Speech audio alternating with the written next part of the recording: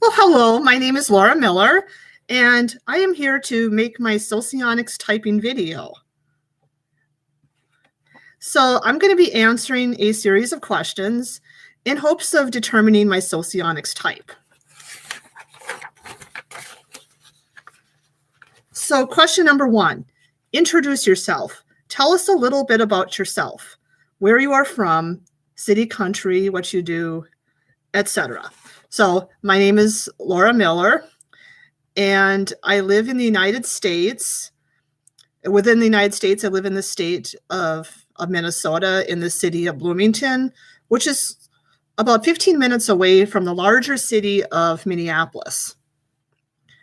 I work as a librarian, and I am passionate about typology systems, and I also like to learn languages, and I like to play all kinds of games, especially board games and video games. I don't have any children, and I'm not married, but I do have 2 nephews that I love dearly. One is 4 years old, and the other nephew is 1 year old. Okay, question number 2. Give the definition of the following terms, at least one sentence for each point. Order. So I think order is the absence of chaos. So, where everything is kind of put in its place. There's no ambiguity. You can find what you need.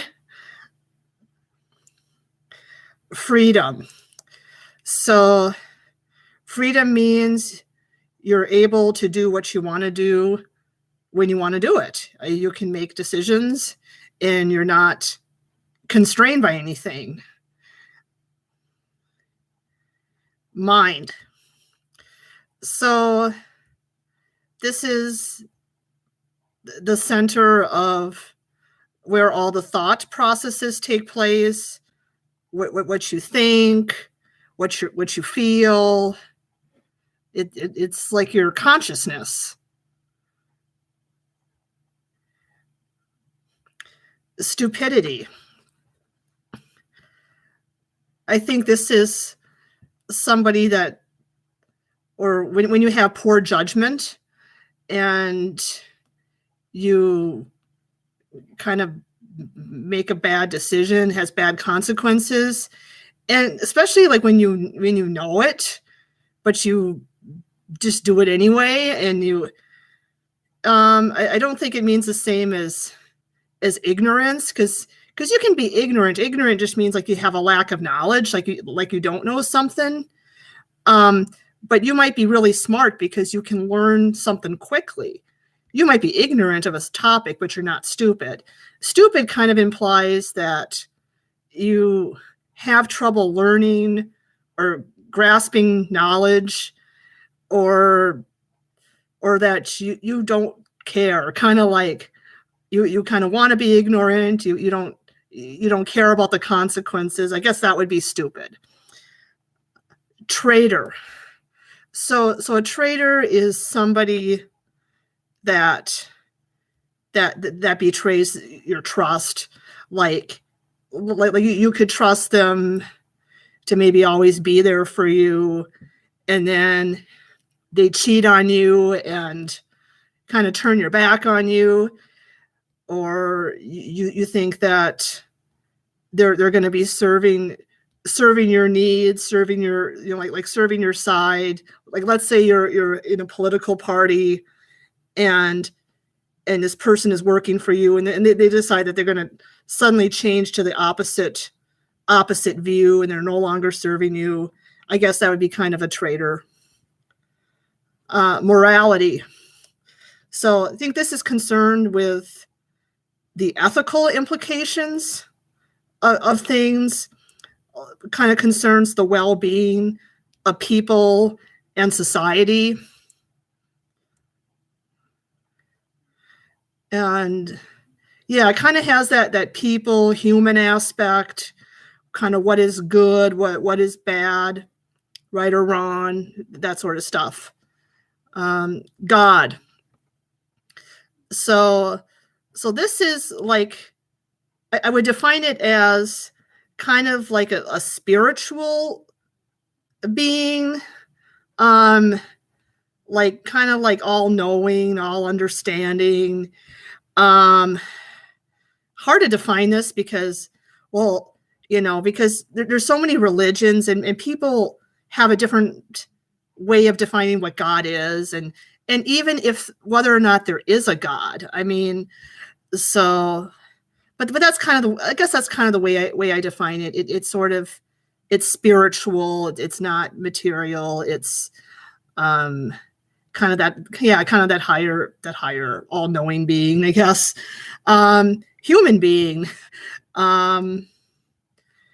Well, humans are, I mean, technically humans are animals. We're just one of the many species of animals, but we're distinguished from other animals because we do have a higher level of reasoning and consciousness. I mean, I guess other animals are conscious too, but we're kind of distinguished because, we, in the way that we talk, we communicate, the technologies that we've developed. We can reproduce with other human beings, but we can't reproduce with animals. Work. The effort that you exert in order to accomplish a task. So, and yeah, there's not really much more to say about that. Not really much more to say about that. That's kind of what work, kind of what work is. Because if it doesn't require effort, it's not work. Boring person.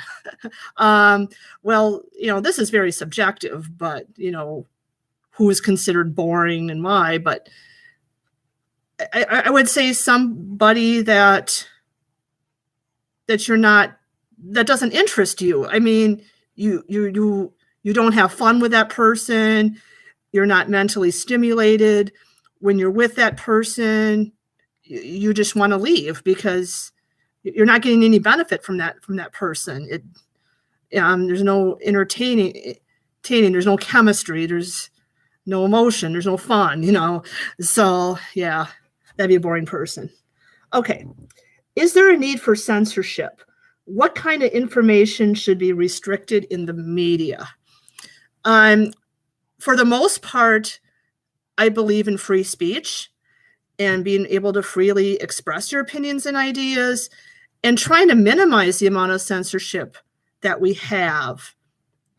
Now, there might be a couple of exceptions to the rule. I think the stuff that should be limited or restricted is when things that are very racist or sexist, hate kind of speech, like I hate people that are from this country or in this group, or I hate women, and I suppose stuff like that's hate speech. I think other than that, I mean, I think speech should be free, and as long as you're not being too hateful. Number 4, what events of the modern world would disturb you the most?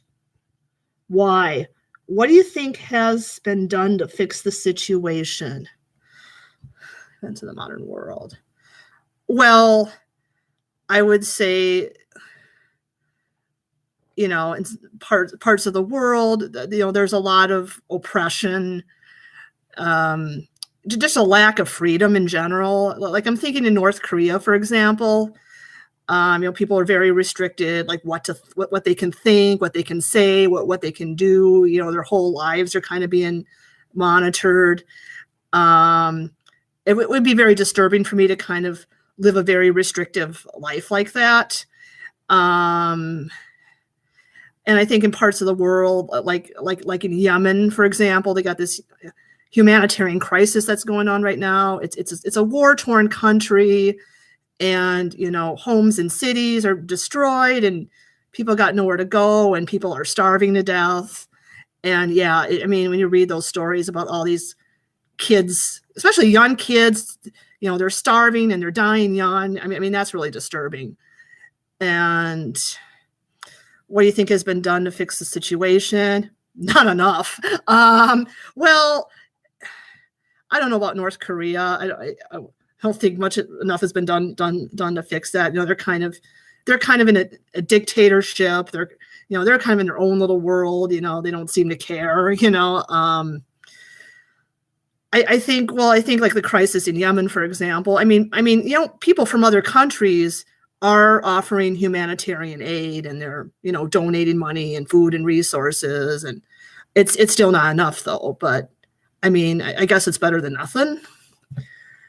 Number 5, describe the situation in the world in 2017. Well, I wonder if this questionnaire was from last year, because it's 2018 now. So I guess I'll answer it as if it's 2018.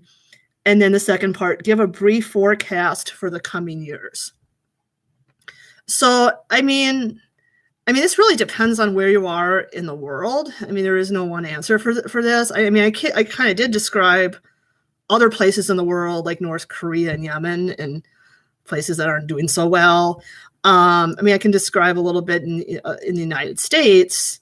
I mean, right now, Donald Trump is our president, and I don't think he's doing a very good job of it, but I know that he kind of wants to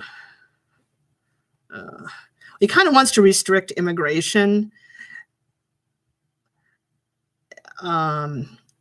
You know, all these other people trying to come in and try to stop that.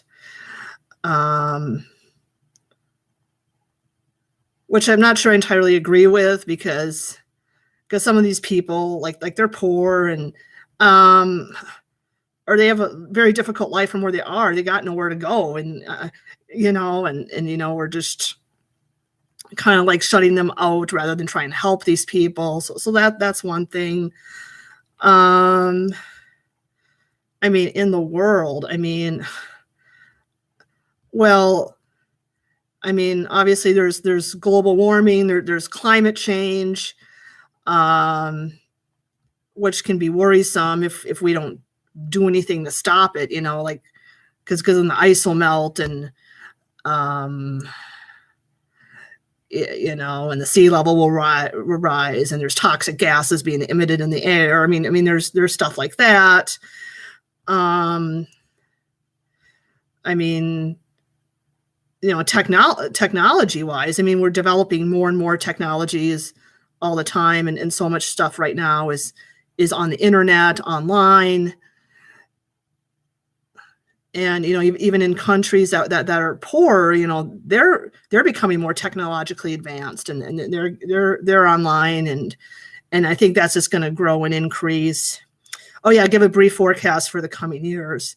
I don't know, how much in the future should I go with this? I suppose in the near future, I'm hoping that like some of these wars that are going on in the world, like they stop, and people get the help they need, and so they don't starve. But when that's going to stop, I don't know. Well, I think global warming will get worse if we don't do more about it. I think some people kind of deny the severity of the problem. So I think one thing I think is going to happen is, you know, technology is going to grow. Like, for example, there's more cars that are self-driving, and that's going to increase, where you don't even have to drive the car, but the car will just drive itself. And hopefully some of these diseases will be cured that we worry about now, like Ebola and, you know, hepatitis, AIDS. But then there might be some other diseases that come up that we never thought about. and we're not resistant to them. So there could be another pandemic. I mean, I don't know. We can hope that there's not going to be, but hopefully we would have the drugs and the antibiotics to be able to fight it off if it did happen. I know scientists are searching for cures for aging. So hopefully, like, we'll be able to slow down aging, the natural aging process that occurs, or even stop it altogether. And hopefully I'll live long enough for that to happen so I can take the treatment myself. I mean, it doesn't mean we're going to be immortal, because people could still die of, accidents and stuff like that. But yeah, that would be really cool. And I think we'll discover more, like, what goes on outside the planet Earth. Like, there'll be more exploration to Mars, be missions to Mars and maybe even farther out. And scientists are discovering more and more planets. So I think that, whether or not there's life on other planets, and if there is, what that life is like, we're going to become closer and closer to that truth. I don't know when that's going to happen, but we are going to find out more and more information. So yeah. What trends in society of your country do you see? That's number 6. So I live in the United States. What trends do I see? Well, I feel like our society is kind of going backwards a little bit, and I don't know. It's because we have her president right now. I don't know. Like, he's doing stuff that I feel like is inhibiting the progress of the nation rather than bringing it forward. Like, I know a lot of countries have what's called universal health care, for example, where you can, like, if you get sick, like, basically, like, you will always have, like, enough insurance for it to kind of pay for itself, so that you're not having to spend all this money, getting a necessary surgery or a necessary drug that you need to take. And in the United States, it's like people can get sick or injured through no fault of their own, and they're going broke because these drugs and surgeries are so expensive. And if the government could pay for more of that, but I don't see that happening anytime soon. Not with the way the government is run now. And I think, immigration is kind of another issue in our country, and our president's kind of very anti-immigration. So he wants to build this wall, a literal wall between the United States and then the country bordering south of it, Mexico, to prevent immigrants from coming into our country. But there are some positive trends, though. I think in some ways we've become more equal. Like, I think there's less. Well, I think, like, there's more equal rights between men and women, and that's continuing to grow and increase. I mean, there's still some inequality there, but I think that's kind of decreasing. Women are doing more, going into more and more fields and doing things that typically only males have done before. And yeah. Well, I'm gonna go on to the next question because I don't want to take too long here. What kind of person should govern in the country, and what form of government is the best? You may give examples and your explanations, thoughts. Not Donald Trump. He's our president right now. I keep answering every question referring to the president. Because Donald Trump, he's just very rude. He's very boorish. He's not diplomatic or tactful at all. He's kind of cruel in what he says about people or certain groups of people that he doesn't approve of. And he just kind of does what he wants, but he doesn't think about the consequences enough, how it impacts other people. And he doesn't think much about the consequences. He's just like, okay, I'm going to do this because I want to, and I'm just going to do it. And, So I think like somebody that should govern the country, they need to have more foresight, and they need to be able to anticipate consequences more, and not constantly change their mind and try to lie their way out of situations. But I mean, they're honest people, and Donald Trump isn't very honest much of the time. And they need to be very democratic. And yes, this person is in charge. They're running the country, but they need to listen to the needs of the people, because they're running the country for the people. So it's kind of like, what do the majority of the people want? And I think the government, the type of government that's best, is a democratic government, and where the country isn't just run by one dictator, but there are kinds of like checks and balances in place, so that some crazy person isn't like ruining our whole world. Number 8, tell us about the people around you. How can they be characterized? Well, at this moment, there are no people around me. It's just me all alone. But when I'm going outside, going shopping, I'm just in the city. Well, there's a lot of ways to characterize people. I mean, you can characterize people by their physical features. How old are they? Are they a man or a woman? What's their racial background? What's their culture? What color hair do they have? There's those things, but there's always those physical things you can characterize people by. You can characterize people by their occupation, but the way I prefer to characterize people, that I think is most important, is kind of based on their character, their personality. What are they like as a person? Are they a kind person? Are they an honest person? Are they intelligent and thoughtful? Kind of those sorts of things that I kind of see that person. I'm like, is this somebody that I want to spend time with? Is this somebody I'm interested in? So those are the things I look for in people. Number 9, do you have the inner circle people? How is it formed? What kinds of people get into your circle?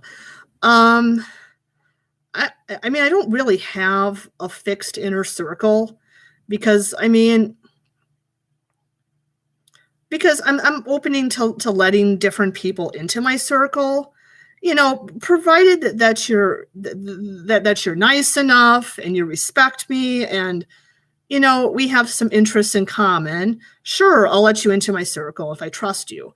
And that circle can change over time, because I can get closer to some people, and then I can maybe get more distance from other people. Maybe the people that were in my circle, they're not so nice to me anymore. We just don't have much in common anymore, so they're no longer in my circle. But like I said, that circle isn't really, I don't really have a fixed circle.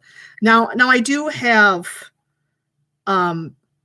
friends and, friends, and there's different levels of closeness. So like I do have some people that are kind of acquaintances, and then there's people that are closer friends, and the closer friends, I'm gonna share more with the closer friends, and I'm gonna be more deep and intimate with them than I would with my acquaintances. But like I said, this circle isn't really a fixed circle. Number 10, have you had real friends? Tell us about them. If not, then what kind of person could you call a real friend? I do have real friends. So my friends are those people that they understand me for who I really am, and I can trust them. If I have a personal problem in my life, a difficulty, I know that they're going to be there for me, that they're going to help me. If I'm sad, about something, I can cry and they'll understand me. We share, interests in common, like maybe we both interested in typology, like Socionics, or we like the same kind of music, or we like playing games together. So those are the kinds of people I call my friends.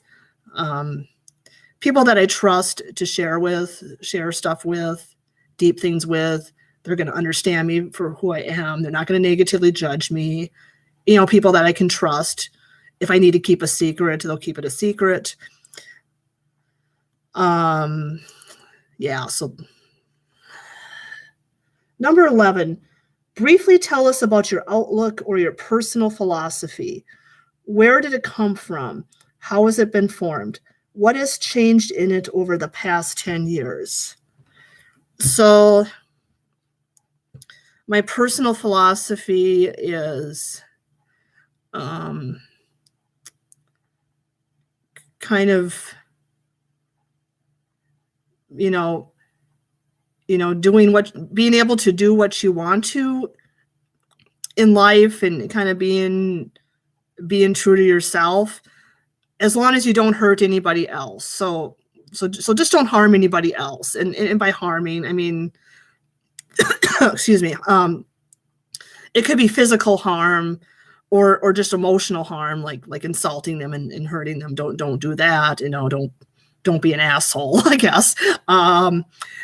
And then also another thing in my philosophy is don't criticize people for things they have no control over.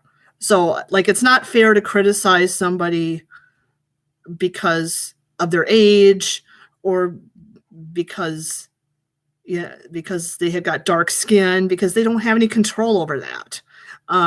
You can criticize people, say, I don't like your behavior, because they can control their behavior. I don't like that you keep breaking promises all the time, because they can control that. But if let's say somebody tried their best at something and they're not understanding it, but you can tell they're trying to understand it, don't criticize them and say, you don't get this, you don't care to learn this, because they're trying. So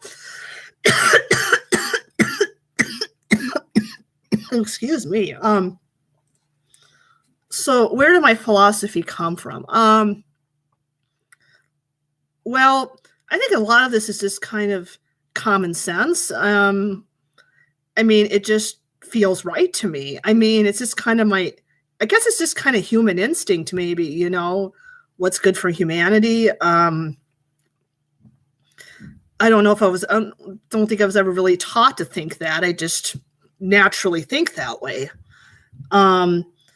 What has been changed in and over the past 10 years? Well, I think in general, I've become a much more accepting and compassionate person, because when I was a child or a teenager, I could be very critical of other people, and their shortcomings, things I didn't like about them, and I've become more accepting now, because even though I don't always like something about somebody, sometimes I can see why they are that way. Maybe they had difficult life circumstances that kind of made them the way they are.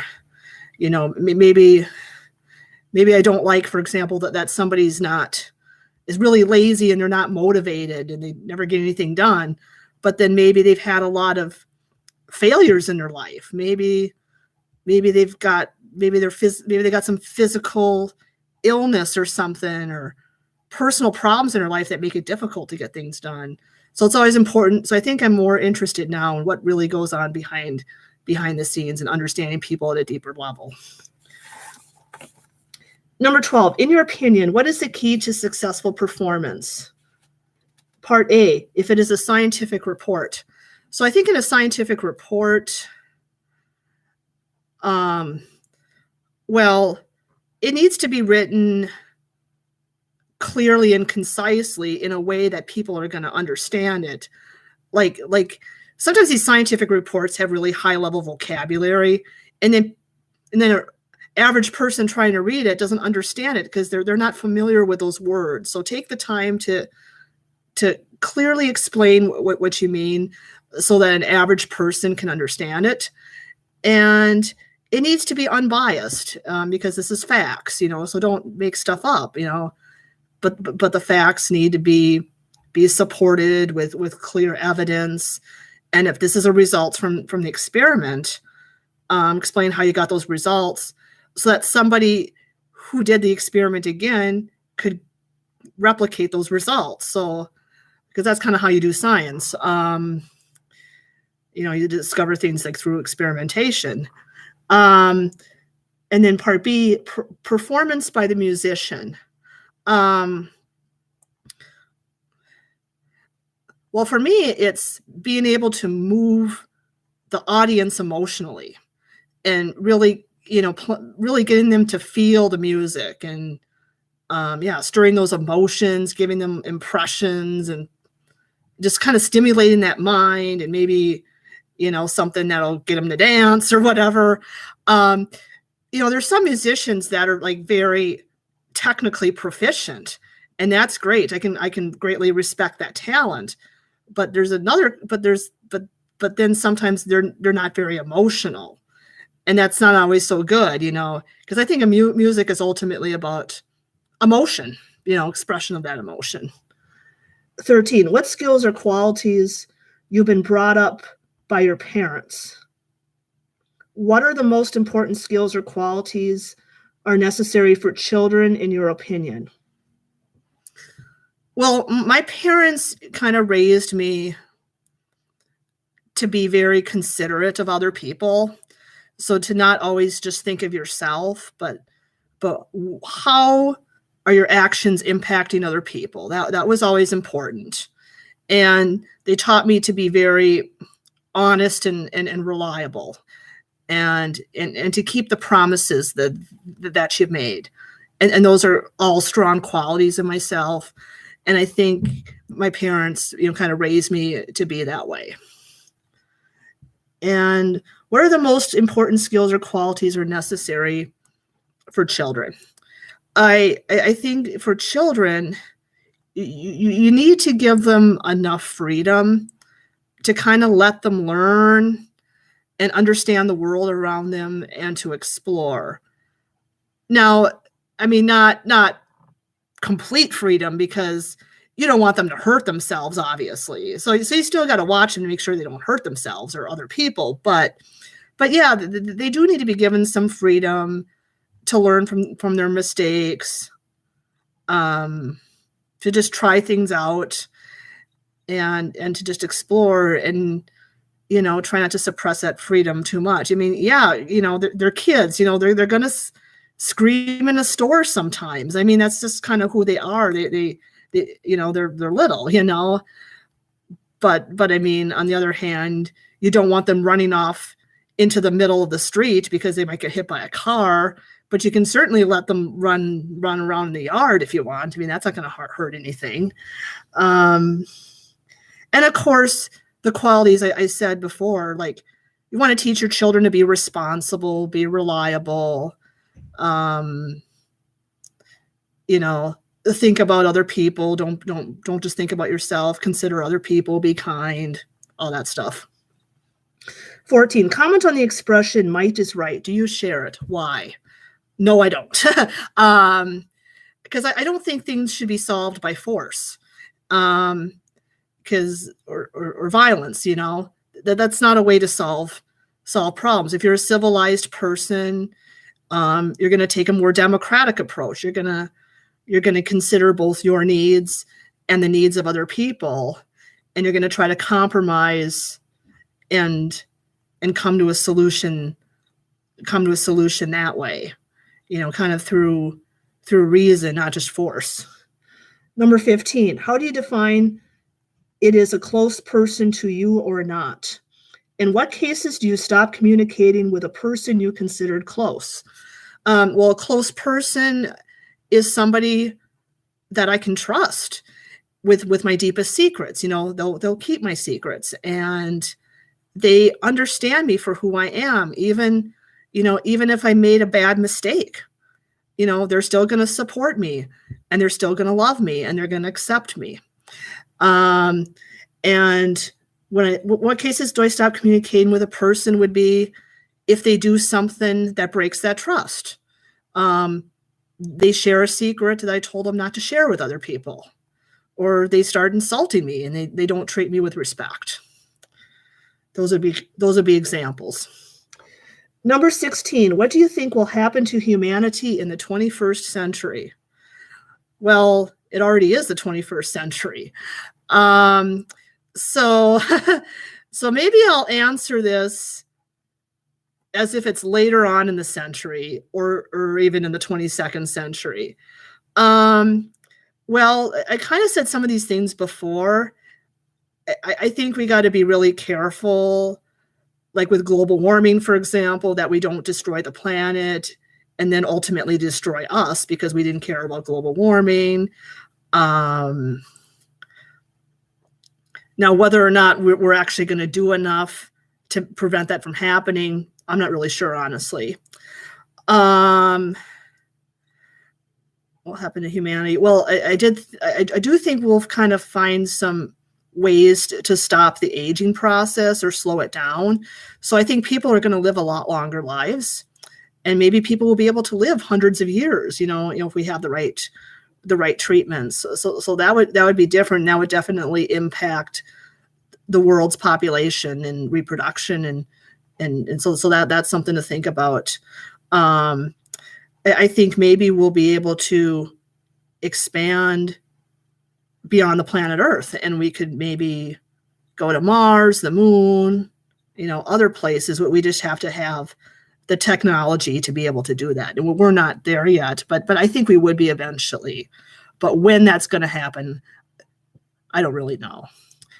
And I think there's going to be a lot more, there's going to be robots and artificial intelligence, and they're going to do some of the tasks for us that we're doing now. So people might not be able to do the jobs that they're doing now because those jobs are going to be taken over by robots. And I mean, a lot of that's already happening, but it's going to happen even more and more. So, and then who knows, that line between robot and human might kind of be more blurred because the robots we created are intelligent enough that they appear like a human. So that's kind of freaky, actually. 17, in your opinion, how did life appear on planet Earth? How did the man appear? Well, personally, I believe in the theory of evolution, and I'm agnostic, so I'm not sure if there's a God or not. I do believe in evolution. That's, that's got more scientific evidence. So,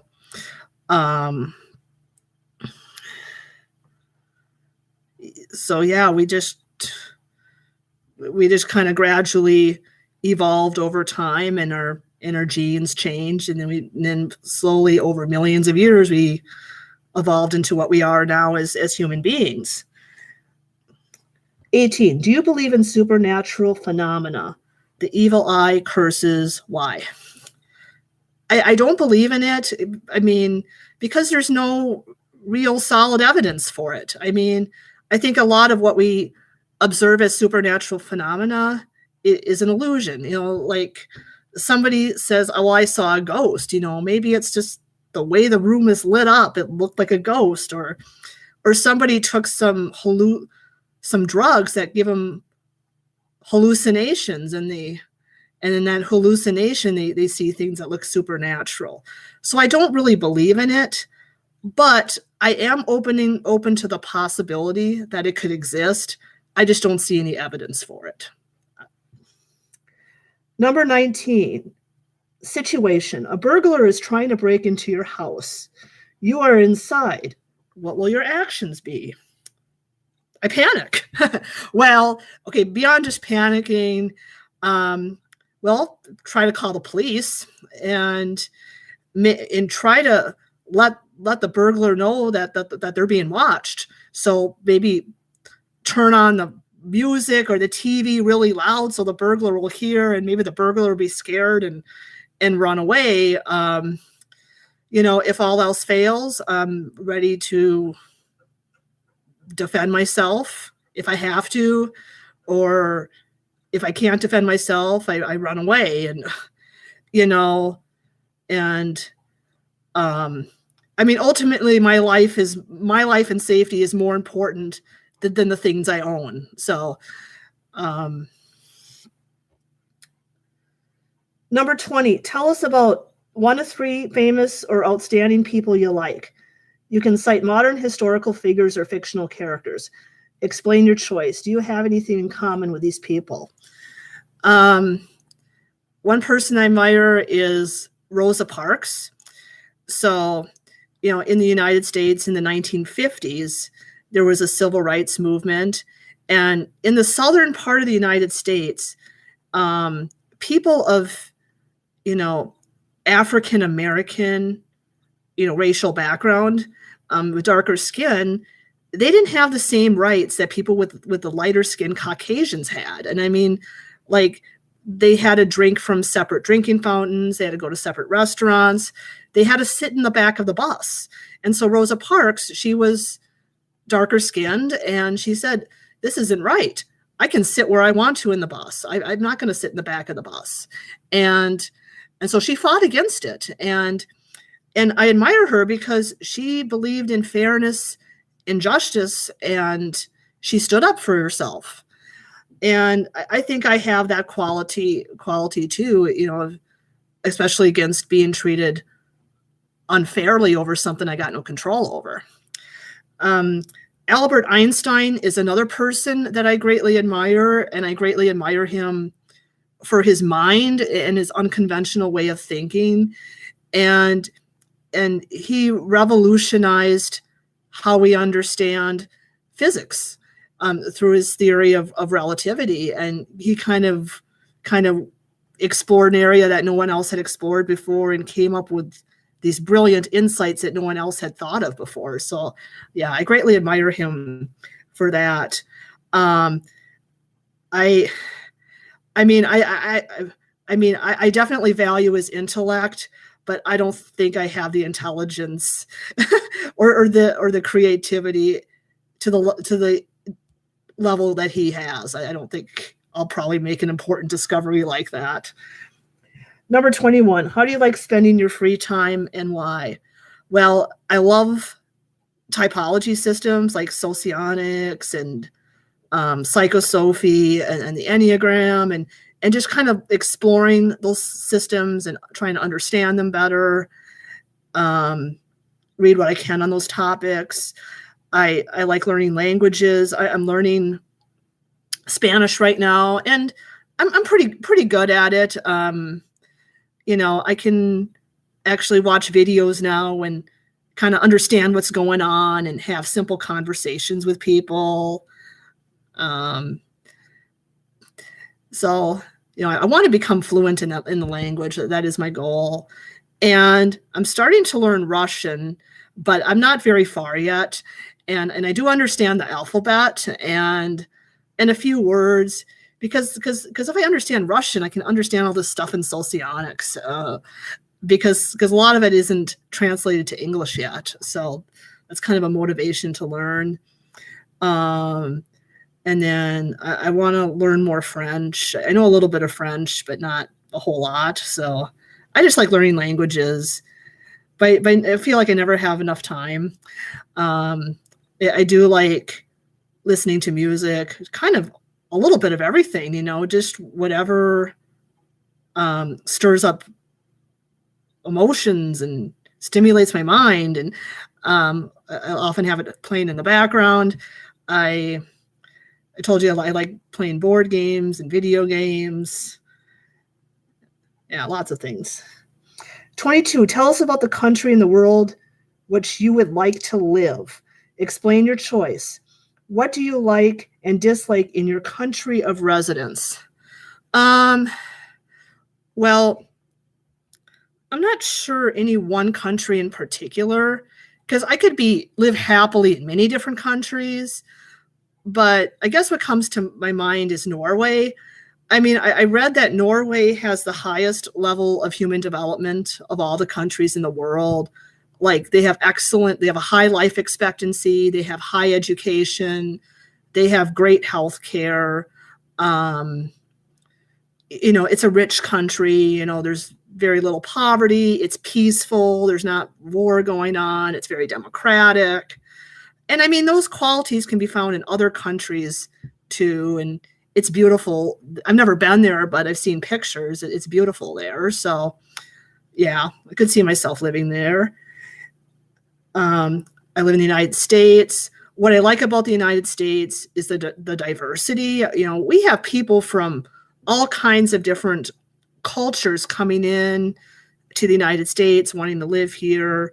So just kind of the diversity of cultures and people, it makes it interesting. And geographically, it's a very interesting country because, I mean, you got all kinds of different landscapes. You got the ocean, you got the mountains, you got the desert. And there's a lot of great cities to visit, like New York City and San Francisco, and a lot of natural wonders that are beautiful, like the Grand Canyon and Yellowstone National Park. So those are things I like about my country. Oh, and the freedom. I mean, generally the United States is a very democratic country, and we have freedom of speech and freedom of religion, whether or not what to believe, or whether or not we want to believe a religion at all. What I don't like about it, well, I kind of said I don't like the President Trump. I said that before. And even though the United States is a relatively, it's one of the richest countries in the world, there's still a lot of inequality in income. So there's people that are very rich, but then we have a lot of people that are poor, and they're in poverty. And like I said, with the healthcare system, that's another thing I don't like, because people have to pay a lot of money for healthcare, and the government doesn't help out enough with that.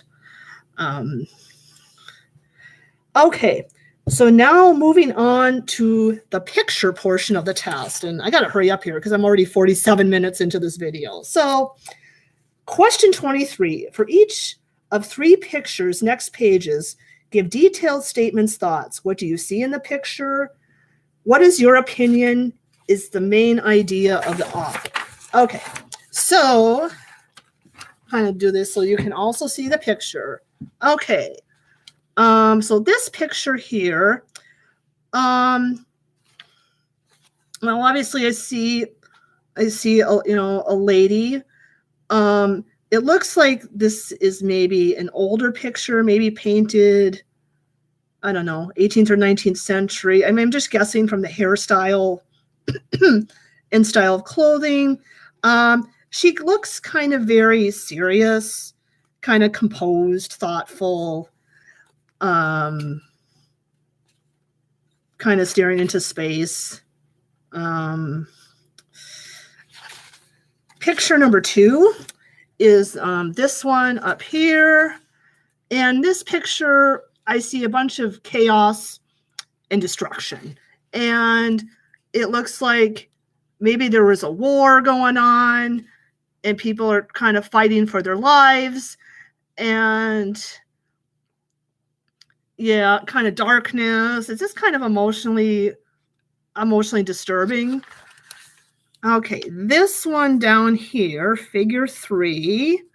Yeah, I mean, I see people that are 3 men sitting on the ground.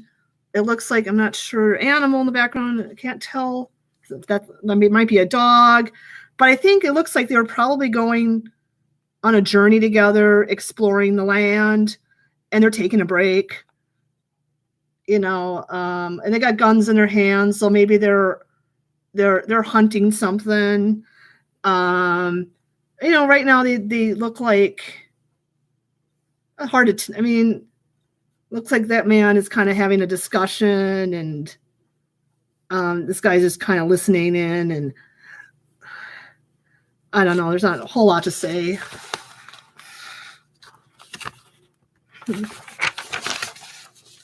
Okay, picture number 4. Okay, you know, I see a beautiful sunset, clouds. People are sitting in a hammock, just tied with strings. I see a lot of freedom, inspiration. Again, kind of because I guess what symbolizes that is, you know, they're kind of looking out ahead to the sky, kind of visionary. But at the same time, it kind of looks kind of scary because there's not really much support there. So you kind of wonder, are these people going to fall to the ground? Picture number 5. Yeah, it looks very stormy. Yeah, look, dark clouds, some big waves, 2 boats. Yeah, it looks like they were in a storm, maybe kind of trying to escape the storm to safety. All right, picture number 6. Okay, well, I see a staircase. It's kind of dark, and this looks like some mysterious shadow. So it kind of looks gloomy, like, is there something that's following me? What is it? Is it a monster? Number 7. I'm trying to hurry here so I don't go over time. Okay. Well, a big tree, lots of branches going up. It kind of looks like a sun. Well, it's shaped as a sun. It's not a sun. It looks like some spiritual symbol. So I see, you know, growth, inspiration, spirituality in that picture.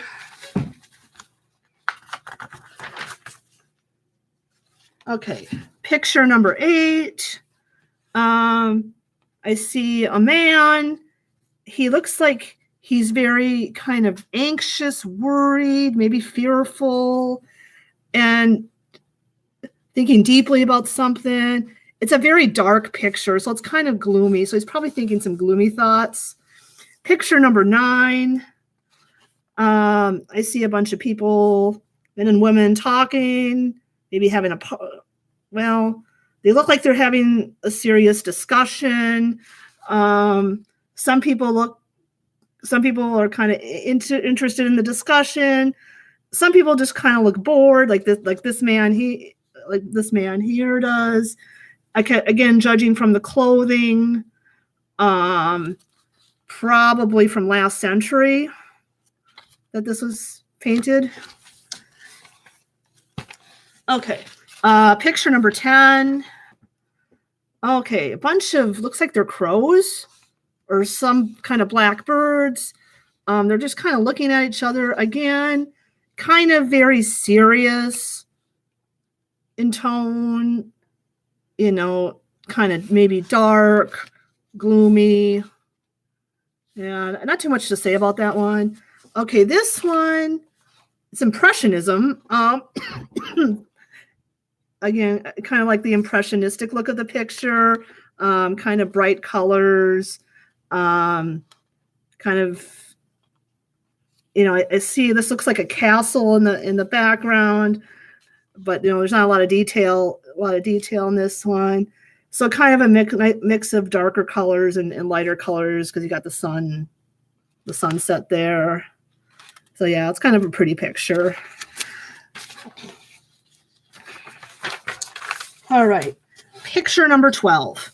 So yeah, it's like there's 2 pictures in one. So at the bottom here, you have grass, and then you got this big rock, and there's a big ladder, and then you climb up, and then it's water. So it kind of, I don't know, it kind of reminds me of like a split personality, kind of like what is it? What is it trying to be? Maybe what it symbolizes is you climb up the ladder, and then there's new possibilities when you reach the ladder. Number 13. Looks like there's a woman, and she's looking out the window, staring into space, maybe thinking deeply about about something, lean over a chair. I don't know, it looks like it's in the office. There's not much, or is that piano table? Kind of very clean. Yeah, probably just, I don't know, contemplating, I guess. And the final picture, number 14. Okay, looks like, ooh. These look like some dark, kind of evil spirits.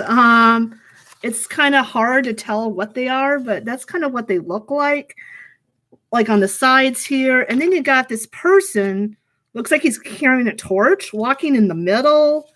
I don't know, trying to find his way, trying to fight against maybe the evil forces and trying to go towards the light. That's kind of what I see in that picture. Okay. And the final question, number 20, tell us about your own versions of your Socionics type. What versions did other Socionics or tests give you? Well, partly why I'm doing this video is that I'm not completely sure of my Socionics type. I do have a couple of possible ideas.